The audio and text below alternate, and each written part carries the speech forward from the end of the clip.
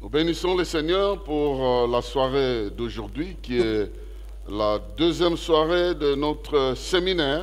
Et nous sommes en train de continuer sur le thème de réalise les exploits avec la puissance de la résurrection.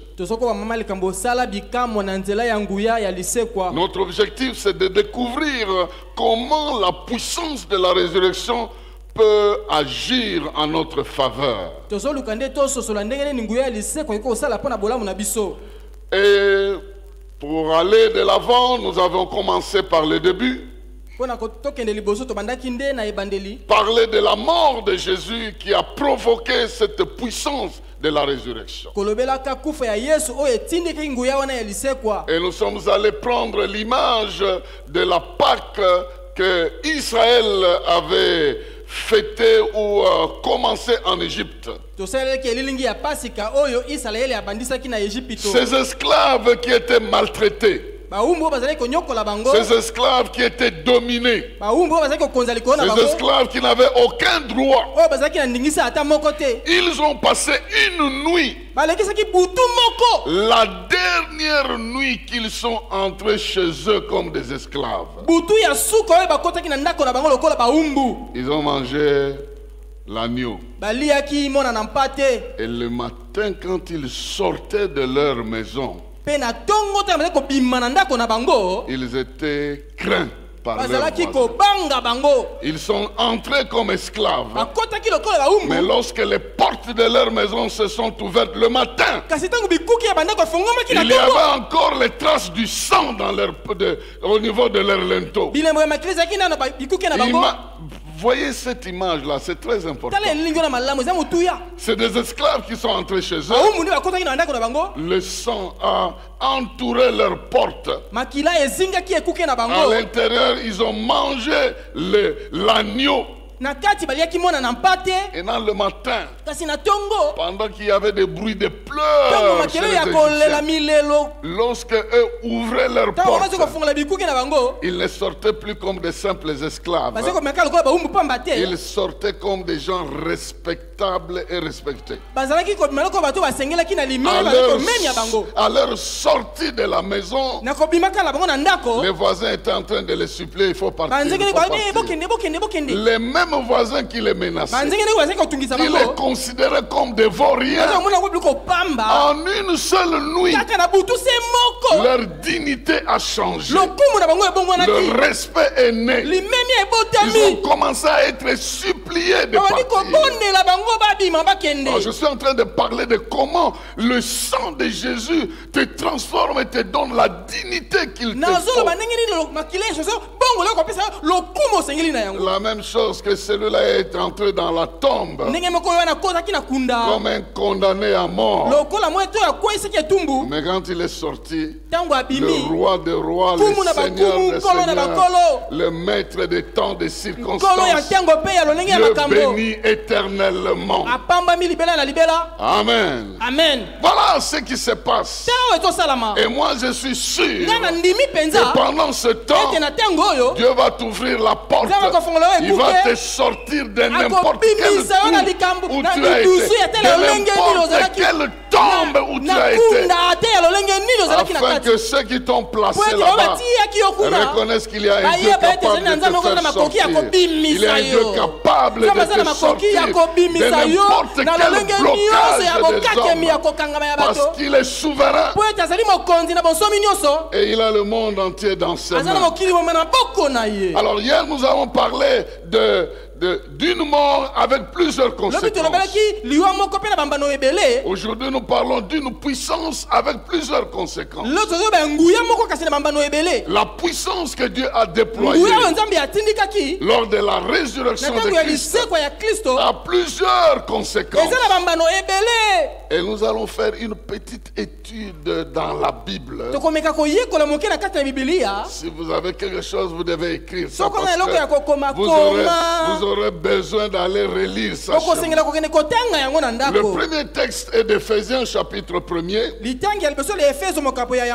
Éphésiens chapitre 1er, versets 17 à 22.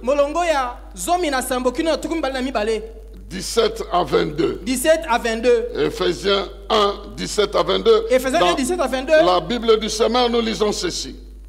Et c'est la prière de Paul. J'ai coupé une partie. Et je suis en train de prendre la partie qui nous concerne. Le verset 17 dit ceci. En fait, le verset qui précède dit, je demande à Dieu qu'il vous fasse connaître. Et ici, le verset 19, il dit qu'il vous fasse connaître. Quelle est l'extraordinaire grandeur de la puissance qu'il met en œuvre en votre faveur ou en notre faveur, à nous qui plaçons notre confiance en lui. Cette puissance, en effet, il l'a déployée dans toute sa force en la faisant agir en Christ lorsqu'il l'a ressuscité et l'a fait siéger à sa droite dans le monde céleste. Là, Christ est placé bien au-dessus de toute autorité, de toute puissance, de toute domination et de toute souveraineté, au-dessus de tout nom qui puisse être cité, non seulement dans le monde présent, mais aussi dans le monde à venir. Toi, tu dis bien Amen. Je le dis Amen, madame. Ici, l'apôtre Paul est en train de parler d'une puissance qui a une grandeur extraordinaire. Il dit Dieu a démontré, il a déployé cette puissance. Il dit, il a déployé avec une force particulière. En fait, ici, l'apôtre est en train de montrer que cette puissance de Dieu, il l'a démontré de manière particulière. L'expression, c'est l'effort que tu fais lorsque tu soulèves les choses de poids différents. Si tu veux soulever une chaise, tu as une force que tu vas déployer. Mais si tu veux soulever une table,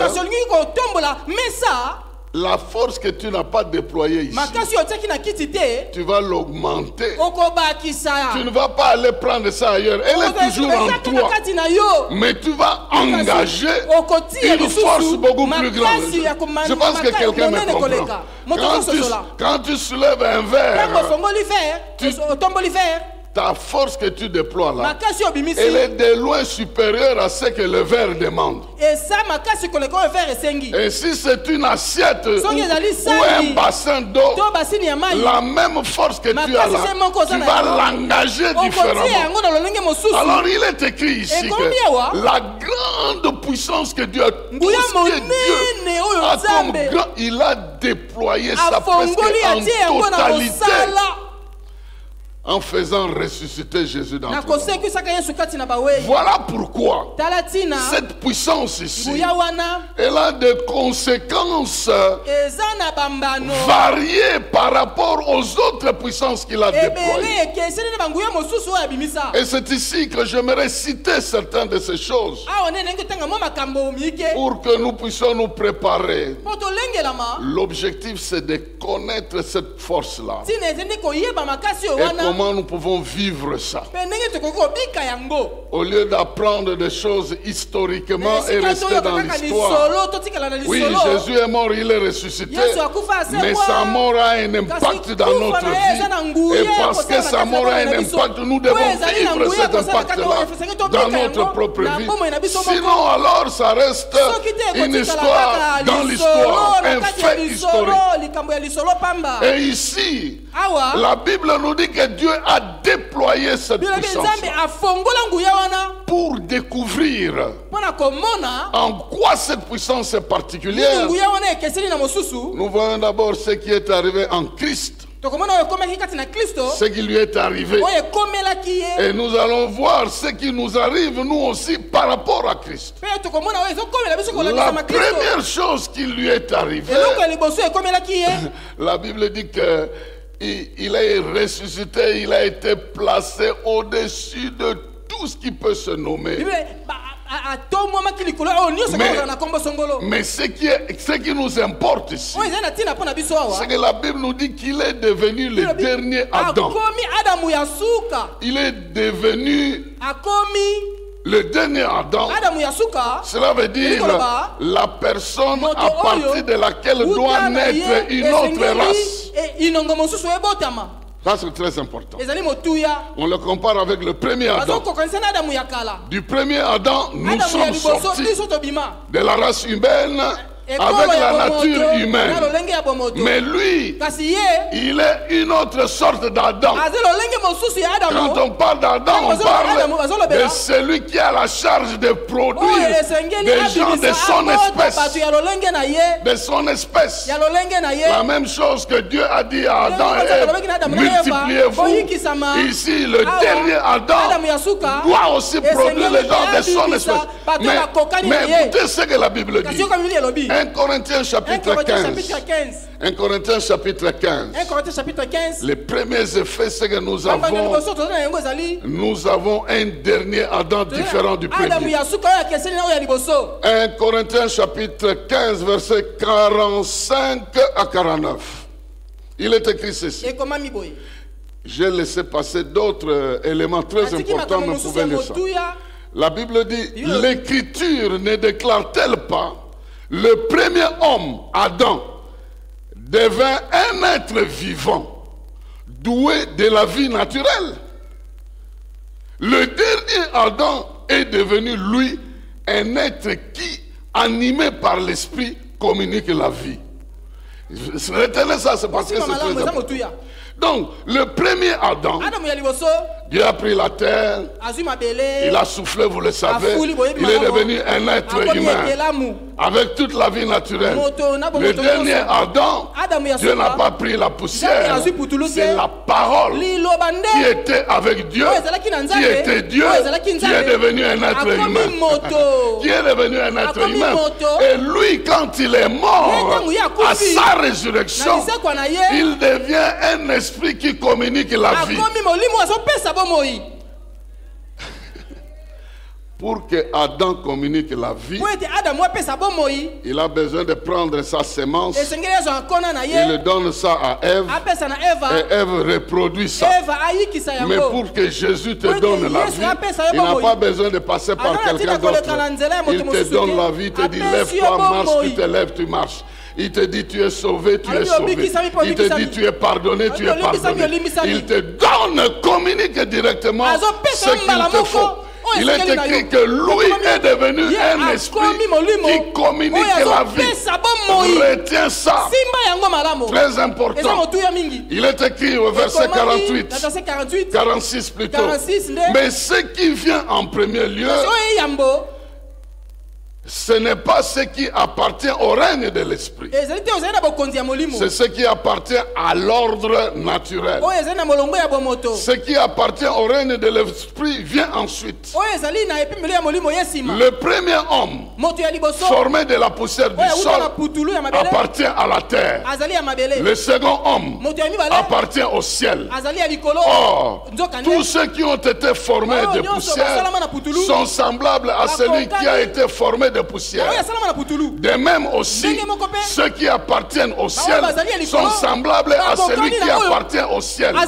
Et comme nous avons porté l'image de l'homme formé de poussière, nous portons aussi l'image de l'homme qui appartient au ciel. Et vous pouvez dire 3 fois Amen. On est en train de comparer 2 hommes et 2 origines de race humaine. Le premier homme, la poussière. C'est comme ça que Dieu lui a dit, tu es terre, tu rentreras où? Dans la terre. Mais le deuxième homme, la terre l'a vomi. Il n'est pas resté dans la terre, il est ressuscité. Mais écoutez-moi, il n'est pas ressuscité avec un corps mortel.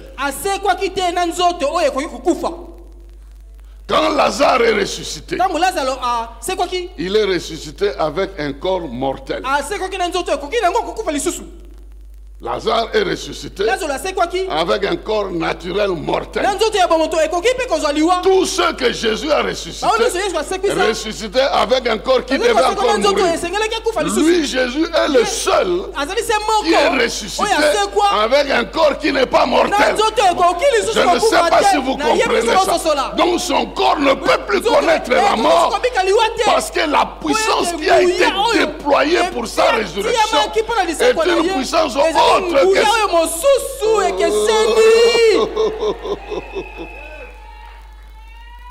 elle est différente de celle que lui-même a déployée pour ressusciter les morts. Parce que les morts qu'il a ressuscités sont ressuscités avec le corps mortel et ils sont encore morts. Lui est le seul qui est ressuscité avec un corps de la nouvelle création. Le corps que nous allons porter lorsque nous allons ressusciter. Nous n'aurons pas besoin d'avion. Nous n'aurons pas besoin de payer un transport quelque part. En un clin d'œil, je vais me déplacer. Je me déplace. Je n'aurai aucun moteur, mais la pesanteur de ce monde ne me retiendra pas. Quelqu'un est en train de comprendre ça. C'est pourquoi Jésus en ce moment-là se promenait comme il veut. Il n'ouvrait pas la porte. Il entre seulement là où les disciples étaient. Que la paix soit avec vous. C'est pourquoi il dit à la résurrection, les hommes seront comme des anges. Ils auront des corps qui ne sont plus des corps mortels. Donc la puissance de la résurrection a créé une nouvelle race qui aura un corps qui n'est plus soumis aux caprices de la nature comme notre corps mortel. C'est le corps qui t'attend. Ton esprit brûle d'envie d'entrer déjà dans ce corps. C'est pourquoi voilà ce qui est écrit dans ce 1 Corinthiens 15. Lorsque Paul donne des détails dans une certaine manière, il dit à partir du verset 42, dans 1 Corinthiens 15 toujours, verset 42, il dit ceci: il va de même pour la résurrection. Lorsque le corps est porté en terre comme la graine que l'on sème, il est un corps corruptible, mais il ressuscite incorruptible. Semé infirme et faible, il ressuscite plein de force et glorieux. Ce que l'on enterre, c'est un corps doué de la seule vie naturelle. Ce qui revit, c'est un corps dans lequel règne l'esprit. Aussi vrai qu'il existe un corps doté de la vie naturelle, celui que nous avons, il existe aussi un corps régi par l'esprit. Amen. Amen. Donc, la résurrection de Christ, la puissance extraordinaire a créé une nouvelle nature comme une nouvelle race humaine. Maintenant, quand tu deviens chrétien, ce changement-là commence déjà dans ton esprit. Et le corps va suivre. Alors moi je te dis, celui qui peut te donner un corps immortel peut résoudre tout le problème dans le corps mortel. Je ne sais pas si vous me comprenez. Celui qui est capable de produire l'immortalité à partir de ton corps mortel, il peut le guérir, il peut le soigner, parce qu'il peut faire plus que ce que ce corps est. Le corps s'aimé corruptible, il devient terre, mais au son de la trompette, Dieu peut produire l'immortalité à partir de quelque chose qui est déjà devenu. Je ne sais pas si vous me comprenez. Alors, la Bible dit, nous le vivons, restez en vie. Lorsque la trompette sonnera, nous serons transformés en un clin d'œil avec un corps immortel. Et c'est Dieu qui peut faire ça. Il peut contrôler toutes les caprices de ton corps physique. C'est pourquoi je déclare que Dieu va te donner une bonne santé. Il va dominer les problèmes de ton corps ici. Il va résoudre tes problèmes de ton corps. Ton corps corps ne peut pas te dépasser. Ton corps ne peut pas te rendre malheureux. Parce que Dieu t'a béni de toutes sortes de bénédictions. Et ce corps doit t'obéir. Il faut qu'il t'obéisse. Au nom de Jésus. Il faut qu'il t'obéisse. Parce que la finalité, c'est qu'il va obtenir l'immortalité. Et avant qu'il n'obtienne l'immortalité, il peut obtenir la longévité, il peut obtenir la santé de fer, il peut obtenir l'embonpoint et tout ce qui s'ensuit. Il peut obtenir du ngebu et devenir utile aux uns et aux autres. Et donc la puissance de Dieu a produit une sorte de corps que l'homme ne pouvait pas avoir avant. C'est pourquoi nous sommes fiers. Nous qui croyons en Jésus, nous disons aux autres, montrez-nous votre chef religieux, ce qu'il est devenu, le nôtre est ressuscité. Les vôtres, on peut retrouver les traces dans la terre. Mais il y a l'unique qui est ressuscité, avec une sorte de corps qui ne peut pas connaître la mort. Il s'appelle Jésus. Dites tout ce que vous voulez de lui, mais vous ne trouverez jamais quelqu'un qui l'égale, ni quelqu'un qui le remplace, ni quelqu'un à qui l'on peut comparer. Il n'existe pas. La deuxième chose qu'il faut connaître, c'est que à partir de Jésus, nous devenons comme lui. Nous devenons comme lui. Il y a une nouvelle création qui commence à partir de Jésus. Il n'est pas resté seul. Il se multiplie. Et comment il se multiplie? Parce que Adam s'est multiplié avec Ève. Comment lui s'est multiplié? Jacques. Chapitre 1, verset 17 à 18. Verset 17 qui nous 18. Tout cadeau de valeur, tout don parfait nous vient d'en haut, du Père de lumière, en qui il n'y a ni changement, ni ombre de variation. Verset 18. Par un acte de sa libre volonté, il nous a engendrés par la parole de vérité, pour que nous soyons comme les premiers fruits de sa nouvelle création. Par un seul acte. Donc de sa mort et de sa résurrection. Nous sommes engendrés par la puissance de la parole. Donc cette puissance de la résurrection est dans la parole qui est attachée à l'histoire de Jésus-Christ, à la personne de Jésus, au sang de Jésus, à la résurrection de Jésus, à tout ce qui est arrivé à Jésus. Cette puissance est dans la parole. La parole que nous prêchons à propos de Jésus devient la semence pour que les gens naissent de nouveau. Elle devient la semence spirituelle pour que l'on naisse de nouveau. Voilà pourquoi, bien-aimés dans le Seigneur, à partir de Jésus, nous recevons une puissance communicable. Communicable par la voix de la parole.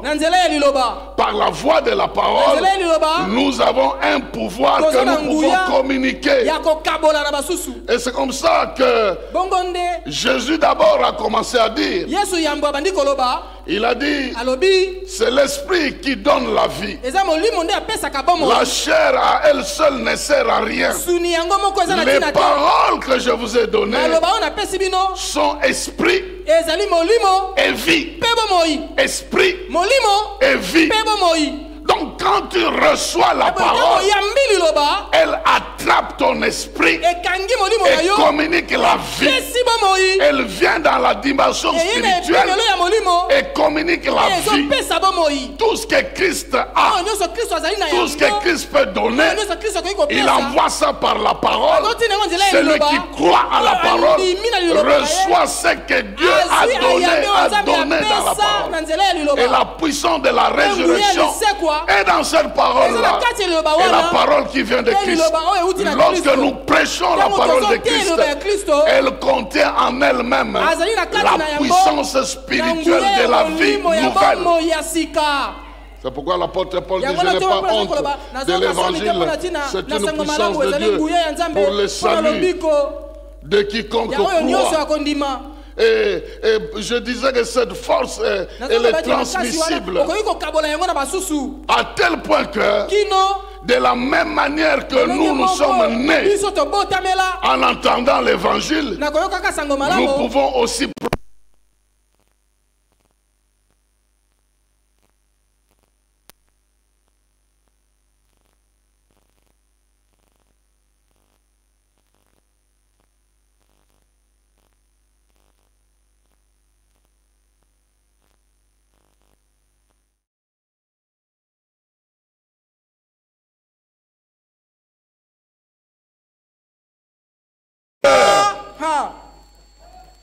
C'est ça notre attitude de foi.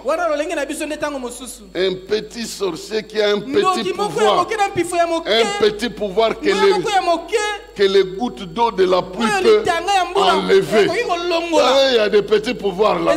Si les gouttes de pluie tombent dessus, le pouvoir disparaît. Non, ils ont ce genre de pouvoir. Ils veulent se faire prévaloir un droit. Reconnaissez ce que vous avez. Vous n'allez pas vous laisser intimider par qui que ce soit. Parce que bientôt vous allez commencer à comprendre comment utiliser le pouvoir de la parole que vous avez pour vous libérer de toute forme de blocage. La première chose, le pouvoir de la parole nous apporte la possibilité d'engendrer les gens en Jésus-Christ. Ayons ce courage-là, que quelqu'un un jour dise au Seigneur: je t'ai engendré par la parole qui a été prononcée par telle personne. Qu'il y ait dans ce monde ici des gens que tu es engendrés. Et c'est possible. Et si tu te décides que chaque année tu engendres des fils et des filles, tu les engendreras. Parce que ce pouvoir est en toi aussi longtemps que Christ vit en toi. Mais souvent, nous les chrétiens, on n'utilise pas vraiment ce pouvoir. On vit nous-mêmes avec beaucoup de témoignages. Ah, Dieu m'a aidé. Vraiment. Et quand on est avec des païens là, on leur fait voir que notre Dieu fait vraiment. Il m'a béni comme ça, il m'a béni comme ça. Et les autres sont en train de regarder. Mais accorde-leur la possibilité de recevoir cette parole qui transforme leur vie et fonde aussi de nouvelles créatures. Deuxième élément, la puissance qui est dans la parole, elle est capable de nous protéger contre toute forme d'aliénation, toute forme de blocage dans notre vie, afin que nous puissions vivre la liberté que Dieu nous a donnée.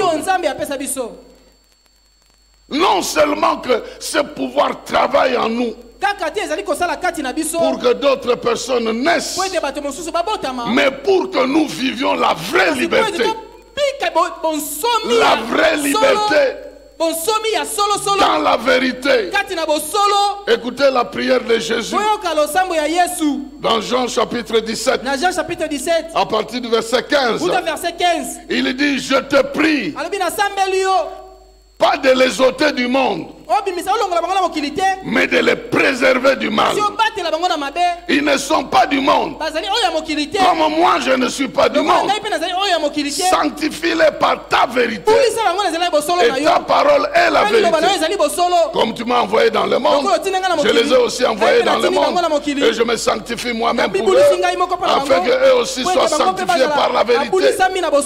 Ce n'est pas pour eux seulement que je prie, mais encore pour ceux qui croiront en moi par leur parole, afin que tout soit un. Comme toi, Père, tu es en moi, et comme je suis en toi, afin qu'eux aussi soient un. En nous, pour que le monde entier croit que tu m'as envoyé. Ça, c'est la prière de Jésus. Je ne prie pas qu'ils quittent le monde. Ils seront dans le monde avec leur nature, avec leur faiblesse. Mais il y aura une différence. Il y aura une différence. La vérité, c'est que le monde ne les dominera pas. La vérité, c'est qu'ils vont dépendre de ma puissance. Ils seront séparés. Dans les conséquences, ils seront séparés.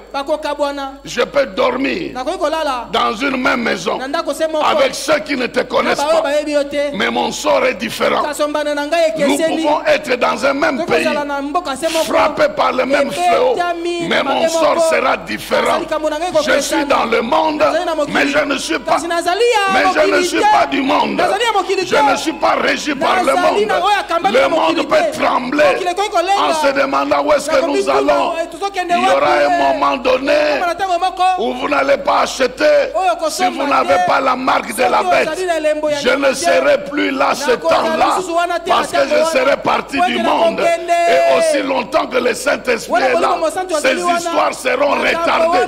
Est-ce que vous comprenez que c'est ça que l'Évangile enseigne? La Bible dit que ces choses n'arrivent pas encore parce que le Saint-Esprit est là. Il est en train d'engendrer les gens afin que les gens soient dépeuplés du camp de l'ennemi et que le corps de Christ soit renforcé. Je vous informe que les gens qui verront ces choses-là, ils les verront quand l'Église sera déjà enlevée. C'est ça l'enseignement de la Bible. C'est là que l'Antichrist apparaîtra. Quand, même si nous voyons des signes maintenant, ce n'est pas encore ça. Alors sois tranquille, sache que tu n'es pas de ce monde ici. Si tu appartiens à Jésus, ta vie est gérée différemment. Ta vie est gérée différemment. Il dit, je te prie de ne pas les enlever du monde, mais de les garder là-bas, afin que par eux, le monde puisse savoir qu'ils t'appartiennent. Je prie, tu n'es jamais parti de cette famille. Mais cette famille connaîtra que en plus du sang biologique que tu partages, il y a un autre pouvoir qu'ils n'ont pas, que tu as, et qui fera la distinction. Qui fera la distinction. Et ça fera toujours la distinction. Et je te dis que tu verras la distinction. Parce que la Bible dit, sanctifie-les par la vérité. Ta parole est la vérité. Qu'est-ce que ça veut dire? Ça veut dire que lorsque je suis dans le monde, tout ce qui arrive au monde ne me concerne pas. La vérité, c'est que moi, j'appartiens à Dieu. Je peux avoir, je peux tomber malade comme mon frère. Et qu'on dit que tous ceux qui ont cette maladie la meurent demain. Ça, c'est le monde. Mais moi, mon cas sera traité par Dieu. Parce qu'il va me sanctifier. Il va me séparer. Il va me distinguer par la vérité. La vérité que mon sort est lié au sort de Jésus-Christ. La vérité que j'appartiens à Jésus. Parce que c'est lui qui a dit, vous connaîtrez la vérité et la vérité vous rendra libre. Vous connaîtrez la vérité et la vérité vous rendra libre. Vous connaîtrez la vérité et la vérité vous rendra libre. Quand je connais la vérité en Jésus, je n'appelle pas complot les gens, ce que les gens appellent complot. Je n'appelle pas malheur, ce que les gens appellent malheur. Je n'appelle pas défaite, ce que les gens appellent défaite. J'ai un autre langage parce que je suis en train de consommer une viande qui peut me permettre de sortir de toutes sortes de blocages et librement partir et réaliser les rêves de ma vie.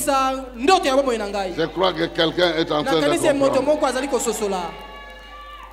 Ne subis pas le même sort avec tout le monde. C'est pourquoi quand on dit oui, c'est Mokili, mais moi je ne suis pas de ce Mokili.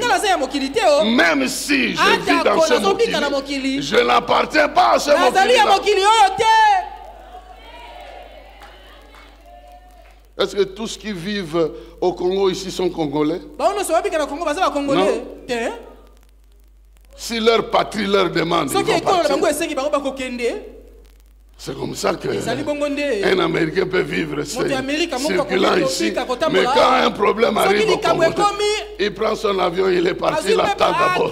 Quand la situation va s'arranger, bien. Si le diable malmène le monde, guerre à gauche, à droite, vous regardez, mais vous savez que vous n'êtes pas de ce monde. Vous avez des responsabilités comme tous les autres, mais vous n'avez pas le même sort que les autres. C'est pourquoi vous pouvez demander le secours à Dieu pour qu'il vienne vous distinguer des autres. Qu'il vienne vous distinguer des autres. Partout où vous êtes, les gens peuvent obtenir un secours que le monde ne peut pas avoir à partir de vous, parce que vous pouvez demander ça. Je ne sais pas si vous comprenez ça. Votre famille peut être libérée à partir de vous, parce que vous avez le secours d'en haut que vous pouvez demander pour intervenir. Oh, quelqu'un a compris, hein? Vous êtes de la famille, mais vous n'êtes pas de la famille. Vous avez des relations extraordinaires et vous pouvez faire intervenir ça là-bas. Et c'est ça que vous devez faire lorsque nous allons voir comment réaliser les exploits. Avec cette puissance, nous allons parler de ça. Mais maintenant, je parle déjà des faits. Cette puissance-là, elle agit au travers de la parole. Et comme elle agit au travers de la parole, elle crée des nouvelles créatures. Lorsque quelqu'un reçoit Christ, il a le pouvoir de devenir enfant de Dieu. Cette parole lui accorde le pouvoir de devenir enfant de Dieu. Mais aussi, cette parole nous accorde de vivre encore sur cette terre malgré les problèmes de la terre, parce que Dieu a promis de nous distinguer, de ne pas nous laisser dans le même sort que le monde. Donc je vis encore ici en sachant que mon sort n'est pas le sort de tout le monde. Je peux être dans un même véhicule, mais mon sort n'est pas le même avec tout le monde. Est-ce que quelqu'un est en train de comprendre? Donc, Jésus a prié pour que par la parole, nous soyons distingués. Et quand tu as un problème commun, tu es membre d'une famille, tout le monde ne travaille pas. Seigneur, distingue-moi.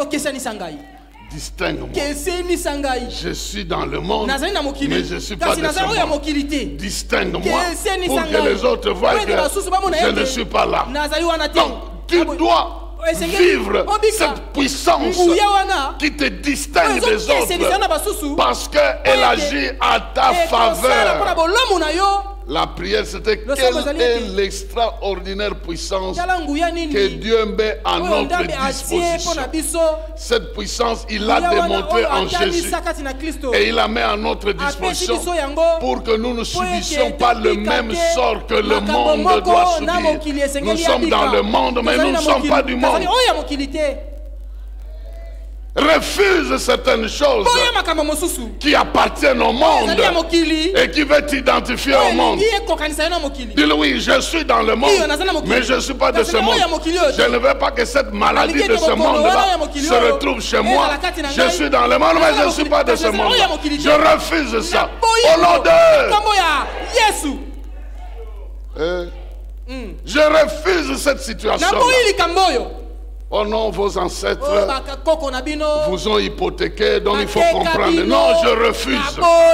Parce que mon sort n'est pas le sort de ce monde ici. Je suis dans le monde, mais je ne suis pas de ce monde. Je refuse.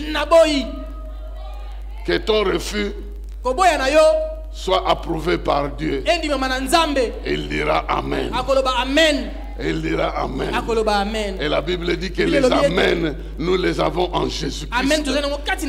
Parce qu'il nous a rendus libres. Alors je te dis, toute situation qui t'identifie avec le monde, qui te bloque dans le monde, refuse ça. Refuse ça. Au nom de... On va te dire, mais ça arrive à tout le monde. Mais oui, mais moi je suis dans le monde, mais je ne suis pas de ce monde ici. Ça ne doit pas m'arriver comme ça arrive à tout le monde. Et là, la puissance de la résurrection, elle est à ta disposition. Elle te fera distinguer dans le sort qui va t'arriver. Parce que toi-même, tu crois déjà que ton sort est différent du sort des autres.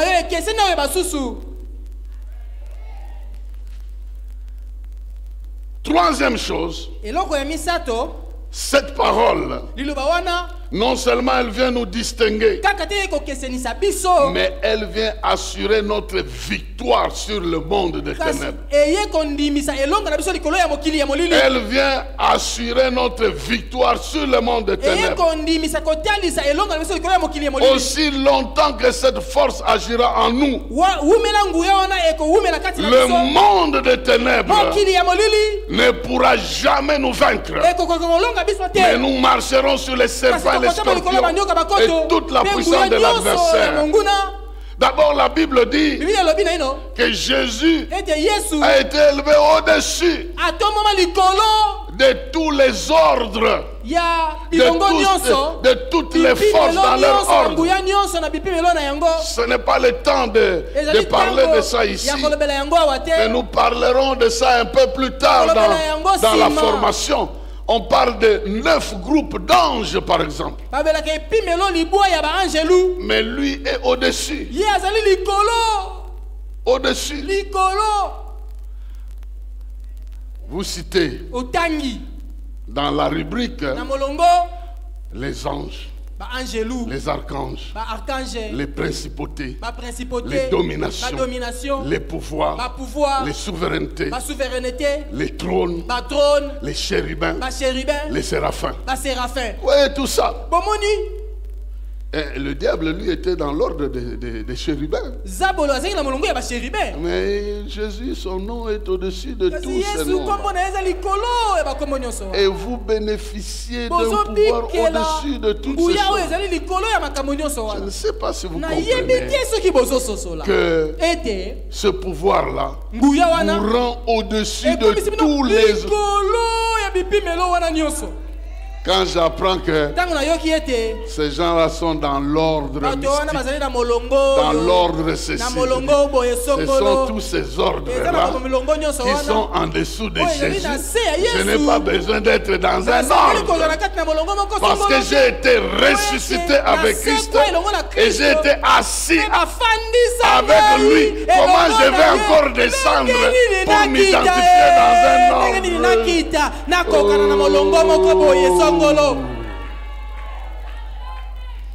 Ma bé, hein? 2 Corinthiens chapitre 10, vous connaissez ça? Et nous allons terminer par là. Et nous allons prier. Parce que là, nous allons prier. Il est écrit ceci. Si nous marchons dans la chair,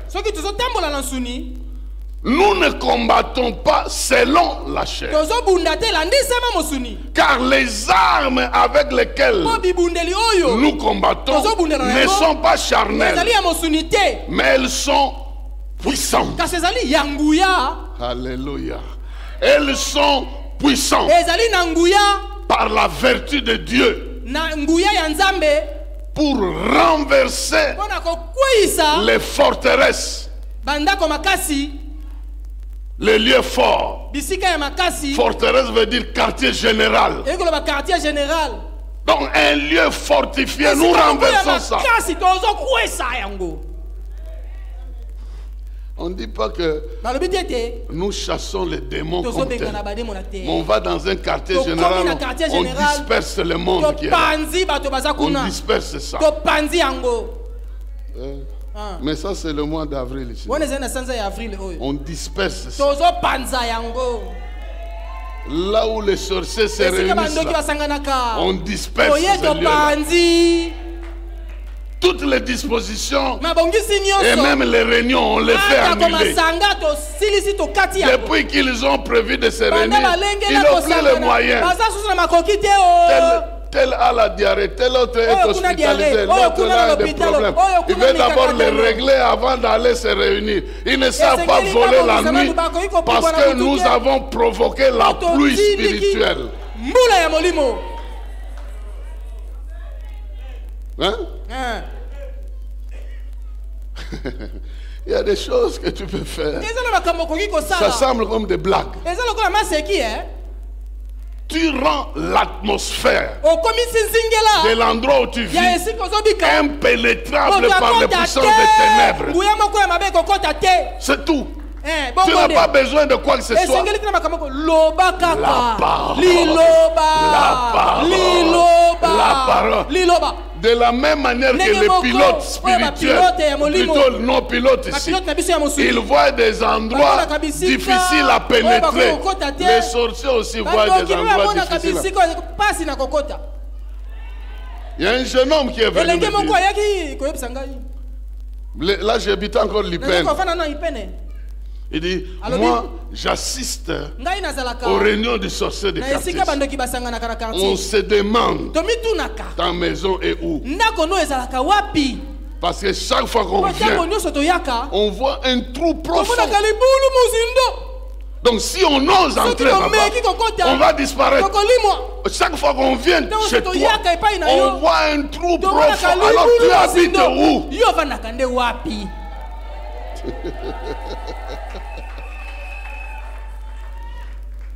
Donc, nous avons la possibilité de créer des événements, même des situations spirituelles, avec la parole. Ah non, je ne sais pas si vous comprenez ça. Il est écrit ceci. Nous renversons des forteresses. Nous renversons les raisonnements et toute hauteur qui s'élève contre la connaissance de Dieu. Et nous amenons toute pensée captive à l'obéissance de Christ. À partir de nos propres pensées d'abord. J'ai besoin de les bloquer. Parce que mes pensées sont en train de voir. Ah, ici tu risques de ne pas réussir. Ah, là on risque de t'attaquer. Ah, ici tu vas manger le poison. Ah, ici tu vas faire un accident. Je ne sais pas si vous me comprenez. Donc les pensées là, vous devez les bloquer et les amener captives devant Jésus-Christ pour dire, tu appartiens à Jésus, rien ne t'arrivera, tu vivras tes propres pensées d'abord. Je parle à quelqu'un ici, je ne sais pas. Il ne faut pas penser que certains de ces forteresses-là sont ailleurs. Certains de ces forteresses sont en vous. Le secret du diable, c'est d'entrer clandestinement dans tes pensées et commencer à réfléchir à la première personne du singulier. Je ne sais pas si vous me comprenez. Je ne sais pas si vous me comprenez. Un exemple pratique. Jésus, en regardant Pierre, il lui a dit quoi? Arrière de moi qui? Satan a pris la place. Il commence à ce n'est pas toi. Il réfléchit à ta place. Et lui est spécialiste de réfléchir. Et lui se plaint. Il se plaint. Et puis toi-même. Et quand tu commences à accepter ça, il commence à t'amener jusqu'à ce qu'il te laisse suivre le même chemin toi-même. La plupart de ces pensées-là ne viennent pas de toi. Ça vient du monde des ténèbres. Il commence à réfléchir. Et il te dit, oh mon Dieu, vous avez commencé à prier avec un tel, non? Regarde comment tel est arrivé. Regarde ce que Dieu a fait. Et puis toi tu dis, hein? Bon, mais là quand tu dis, hein? Quand tu dis c'est vrai, hein? C'est que ce n'est pas toi qui as donné la première pensée. Je ne sais pas si vous me comprenez. Si dans le processus de raisonnement, tu te dis, hein? Tu te ressaisis pour apprécier une idée. C'est que ça ne vient pas de toi. Ça vient de quelqu'un d'autre. Parce que toi, tu es en train d'apprécier ça. Et si c'est une bonne idée, le Saint-Esprit est en train de te conduire. Parce qu'il témoigne à notre esprit que nous sommes enfants de Dieu. Mais sinon, c'est le diable. Et il peut élire domicile calme. Il raisonne comme toi. Et toi, tu crois que c'est toi qui raisonnes. Et par ricochet, comme ces raisonnements-là te poursuivent dans le sommeil, tu fais des cauchemars et je ne me retrouve plus. Résiste ça. Renverse ces forteresses. La Bible dit dans Philippiens 4:8, on donne la clôture de nos pensées. Que tout ce qui est bon, que tout ce qui est vrai, que tout ce qui est vertueux, que tout ce qui est digne d'approbation, ce qui est en paix, soit l'objet de vos pensées. Et vous devez réfléchir ça. Est-ce que c'est bon? Est-ce que c'est digne d'approbation? Donc si je dis à quelqu'un ce qui me passe là, il va m'applaudir. Ah non, alors je balance ça. Un très grand travail de ce pouvoir-là, lorsque tu réussis à maîtriser ces choses, ce qui va t'arriver, c'est que tu entendras facilement le Saint-Esprit te parler. Parce que tu as débrayé le terrain en enlevant ce qui est mauvais, en amenant tes pensées captives à l'obéissance de Christ. D'abord, ça commence chez nous et puis chez les autres. Vous allez, quand quelqu'un vous parle, vous avez l'impression que le diable en question, c'est lui. Je ne sais pas si ça vous dit. Quelqu'un là, dans ta vie, dans ton travail, dans ton environnement, il est comme l'envoyé spécial du diable. Renverse les raisonnements. D'abord par la prière, en prenant autorité contre ces pouvoirs-là. Parce que ces raisonnements sont inspirés par une source. Bloque cette source-là. Détruis cette source-là. Annule cette source-là. Et vous allez voir que quand la personne vient à côté de vous, elle oublie. Elle oublie. J'ai fait disons, une expérience. Quand je travaillais encore à la CONADER, j'allais à la porte. Je disais, à partir d'ici, tout mauvais esprit reste dehors. La personne qui entrera ici entrera en âme et conscience comme Dieu l'a créé. Mais c'était étonnant. Tu vois quelqu'un qui entre, il me regarde et dit, j'ai oublié ce que je voulais te dire. Alors là, je savais que la personne qui l'a accompagné est restée. Dès qu'elle va rentrer, elle se rappelle. Elle retourne et dit, mais comment quand j'entre ici, j'oublie, je sors. Moi-même, je sais. Je sais ce qui se passe. Je sais ce qui se passe. Bien-aimés dans le Seigneur, vous avez un pouvoir que vous devez utiliser et vous ne devez pas vous laisser dominer par n'importe qui vous donne. Si vous ne vivez pas de la parole de Dieu, alors vous ne vivrez pas spirituellement. Parce que l'homme ne vivra pas de pain seulement, mais de toute parole qui sortira de la bouche de Dieu. Alors toi, tu as plein de blessures de cœur. Parce que tu te promènes avec les paroles que les autres t'ont données. Mais pourquoi tu gardes ça? Oh, on m'a dit que je ne réussirai jamais. On t'a dit ça. Et tu crois en ça. Et tu confesses aussi. Et tu veux aussi réussir. Oh. Non.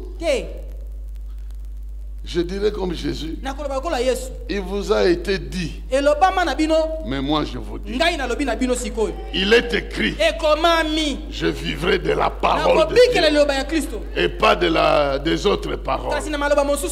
Donc cette puissance-là, elle fonctionne en nous au travers de l'évangélisation, où nous produisons de nouvelles créatures. Elle fonctionne dans ce monde ici, où nous nous distinguons des autres. Je ne veux pas suivre les autres parce que je n'appartiens pas à ce monde. Et Dieu me distinguera toujours. Quand je ne fais pas comme tout le monde, lui aussi me séparera. Mais aussi, au niveau de nos pensées, de nos expériences, nous avons la victoire sur la malignité du diable. Nous renversons les forteresses à partir de chez nous jusque chez les autres. C'est en ce moment-là que nous vivons dans un pouvoir authentique de notre Dieu dans notre propre vie. Bien-aimés dans le Seigneur, ce soir, nous allons prendre l'autorité que Dieu nous a donnée pour que nous ne soyons pas dans le même sort que le monde et que nous n'ayons pas en nous des forteresses de l'ennemi où il vient ronger notre foi. Vous allez voir qu'il y a un moment donné, quand vous pensez à quelque chose qui vous affecte, ça commence à ronger votre foi. Normalement, la personne qui vous influence là, c'est un mauvais esprit. Supposons que votre enfant est ingérable. Alors, chaque fois que tu parles de lui, que tu le vois, tu dois faire très attention de la personne qui va t'inspirer de la manière dont tu vas penser de cet enfant-là. Et peut-être tu peux commencer déjà à le maudire. De là où il part, s'il peut vraiment faire un accident comme ça, il apprendra. Hein? Je n'ai pas besoin qu'il apprenne par un accident. Parce que vous ne savez pas qu'est-ce que l'accident va lui prendre. Je parle à quelqu'un ici qui comprend. Même pour votre propre vie, ces échecs-là, il ne faut pas commencer à les vanter en disant mais je ne sais pas quand je vais réussir. Réussissez, décidez de réussir et vous allez réussir. Vous allez voir que ça va vous faire. Nous allons nous tenir debout. Quelqu'un va d'abord acclamer très bien pour le Seigneur. Lazare sort de cette tombe de tristesse, de confusion, de malheur. Et tu prends autorité dans ta vie.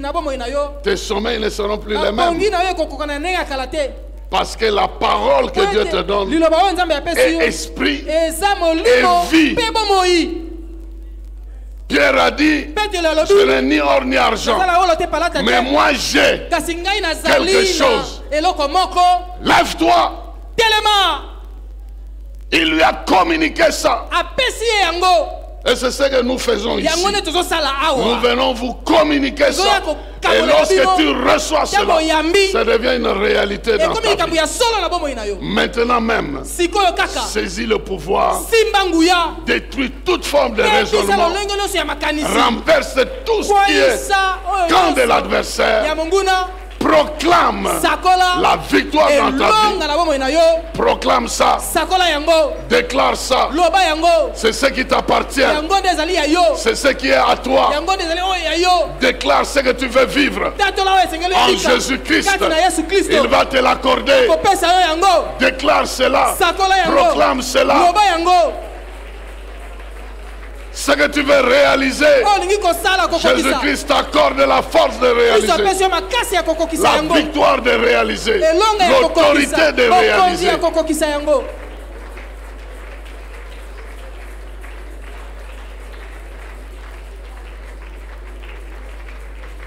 Parle à cette situation. Parle à ce problème.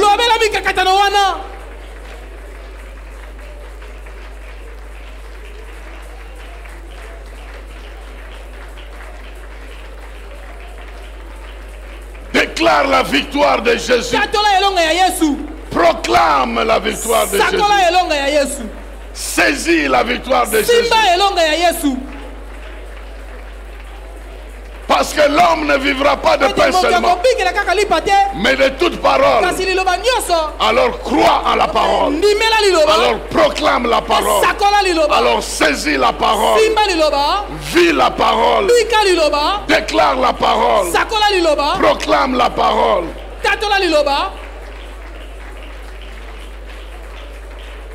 Elle est ton épée de l'esprit. Cette parole est ton épée de l'esprit. Cette parole est ta nourriture de l'esprit. Cette parole est la lumière de l'esprit. Elle est la lumière. Elle est l'épée. Elle est la nourriture. Elle est le marteau pour briser les rochers. Elle est l'épée pour faire fuir l'adversaire. Elle est la nourriture pour notre âme. Elle est la lumière sur notre chemin. Elle est tout ce que nous voulions qu'elle soit. La parole. Et je la proclame dans ta vie. La parole est dans ton cœur. Je proclame la parole est dans ton cœur. La parole est dans ton cœur. C'est la parole de foi. Si tu crois, tu es sauvé. Si tu proclames, tu es justifié. Proclame la parole. Elle est déjà en toi. Elle contient le pouvoir. En elle était la vie.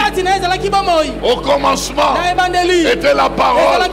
Elle était avec Dieu. Elle était Dieu. En elle était la vie. Et la vie était la lumière des hommes. Que cette lumière brille dans ta vie. Que cette lumière brille dans ta vie. Que cette lumière brille dans ta vie. Que cette vie de la parole se manifeste avec abondance. Avec abondance. Que ça coule dans les différents aspects de ta vie.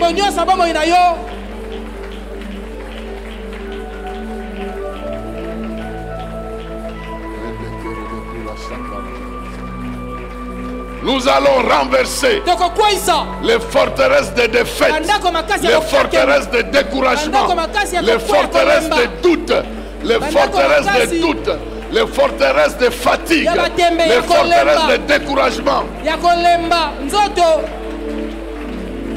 Si tu as déjà dit je suis fatigué, refuse cette phrase-là. Refuse cette phrase-là. Refuse la phrase. Je suis fatigué. Refuse ça.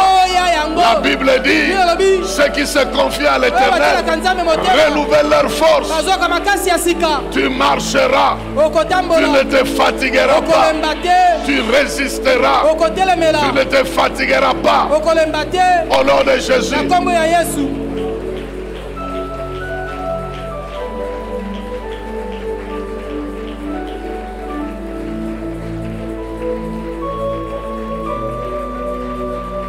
refuse de penser que c'est impossible.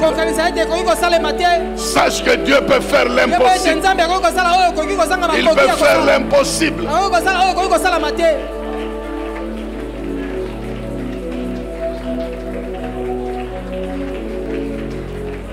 Si les gens te croyaient condamné, maintenant que tu as mangé l'agneau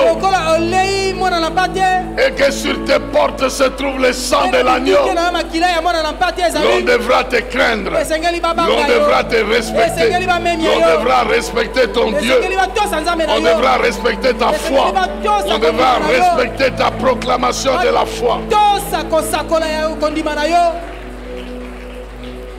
Alléluia.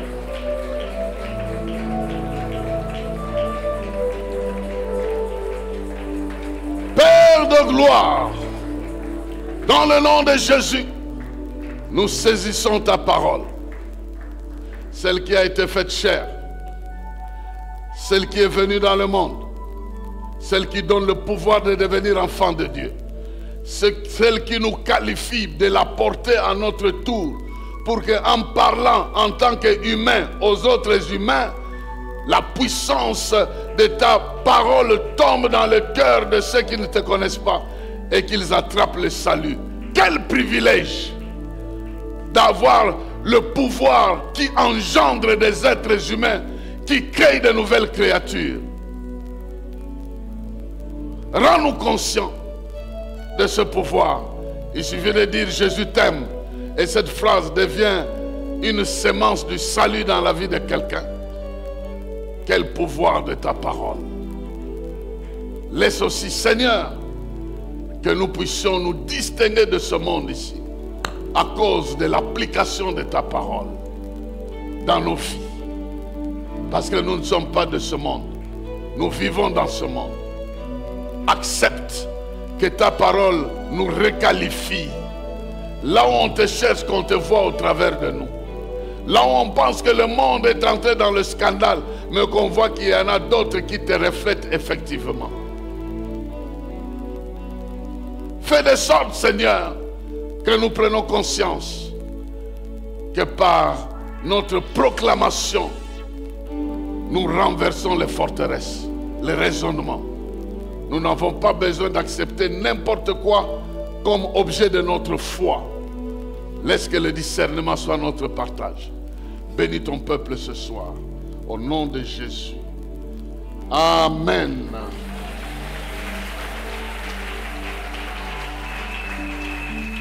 On acclame le Seigneur, on acclame le Seigneur.